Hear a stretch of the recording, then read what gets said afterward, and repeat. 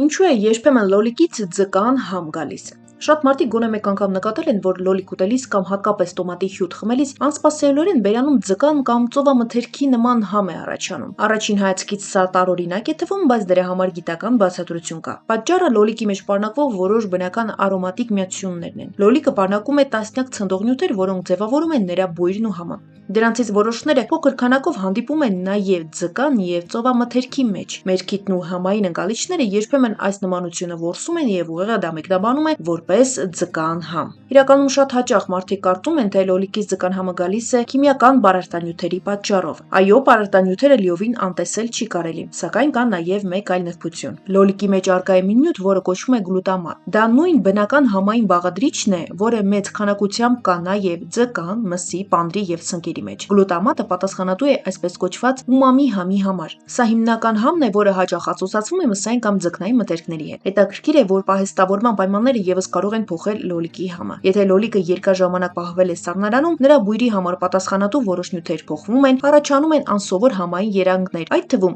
ձկան կամ ծովային նոտաներ։ Որոշ դեպքերում էլ պատճառը կարող է լինել ոչ թե լոլիկը, այլ մարդու համային զգացողությունների փոփոխությունը։ Մրսածությունը, COVID-19, որոշ դեղամիջոցներ և նույնիսկ ցինկի պակասը կարող են փոխել համի ընկալումը, և սովորաբար լոլիկը կարող է թվալ ձկան համ ունեցող։ Այսինքն, եթե երբեմն լոլիկից ձկան համ եք զգում, դա սովորաբար նորմալ երևույթ է։ Ամենայն հավանականությամբ ձեր ուղեղը պարզապես որսում է լոլիկի և ծովամթերքի միջև գոյություն ունեցող որոշ ընդհանուր համային և բուրավետ միացություններ։